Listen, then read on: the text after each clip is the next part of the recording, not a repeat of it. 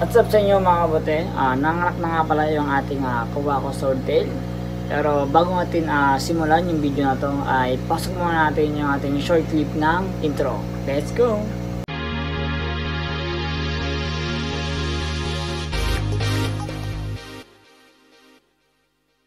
Yung prime ng Kawako Swordtail pa natin guys, ay nilipat ko na dito.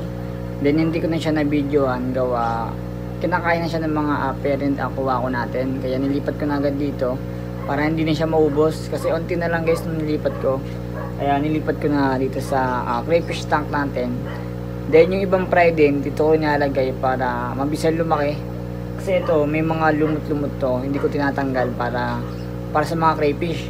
Then papakita ko na sa inyo kung ano yung ba yung mga stock natin na pambenta ngayon dito sa backyard natin. Ito pa nga lang yung ating clarity breeder po yan. So makikita mo dito,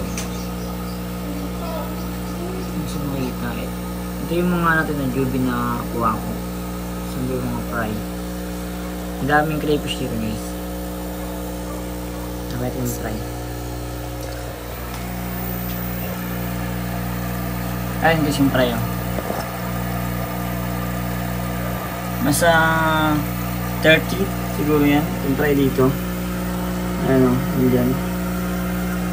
Yung mga crayfish naman natin. Ayan. Yung ibang mga fry pala ay nakatago sa ano, lagayan nito, yung loob ng MP cut. Ayan.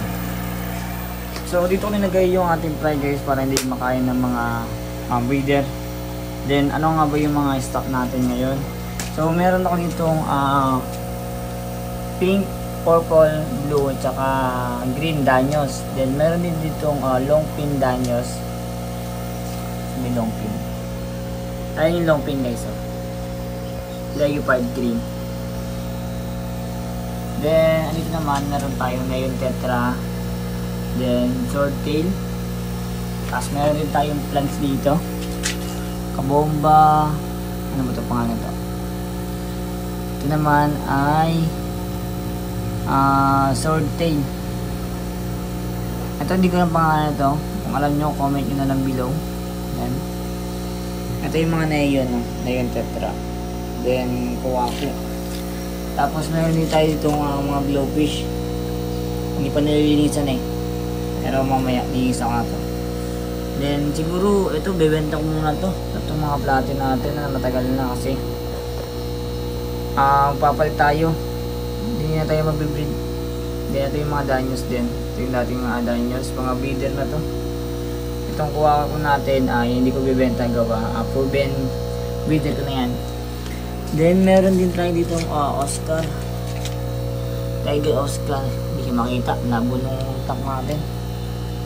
Yun, ito yung Tiger Oscar natin guys. Yun o, Tiger Oscar. Dalawa lang yan. Limited stock muna tayo ngayon. Kundi lang. Then ito naman yung mga chops. Yan o. Siguro bukas malinis na itong aquarium natin. Hindi na siya madumi. Ayan guys yung mga chops natin.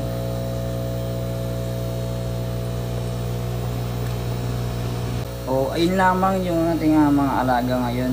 Stock pala, I mean. Then ito, papalitan ko ng glass. Itong dalawa kasi malabo na, hindi ka na makita. Ang bala ko dito nakalagay yung mga danyos para madali makita. Ay ng blue kasi yung background niya. Ito naman, dapat shrimp nalagay ko dito kaso nakalimutan ko bumili ng shrimp. Nakalimutan ko rin kunin yung albano dyan sa rito. So mag-ingat nga pala tayo guys kasi yan, tignan nyo, aga-aga pa lang, grabing kapal ng pag. Yung pag na yan ay galing po yan sa vulkan, kaya mag-ingat tayo. Din yung mga outdoor setup nyo, lagyan nyo yung takip para hindi sukan yan.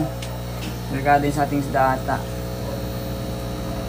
Hindi ko na papatagalin itong ating vlog natin. Then tips ko lang guys, kapag meron kayong mga breeder o nakapagpa-fry na kayo, lipat nyo yung mga fry para hindi naman sayang kinakain ng mga breeder natin. O yun lamang guys, and thank you for watching. Then kung sino pa yung mga hindi nakapag-subscribe ay mag-subscribe na kayo. And syempre, click nyo na rin yung notification bell, tsaka i-like nyo na rin yung video natin. So, thank you.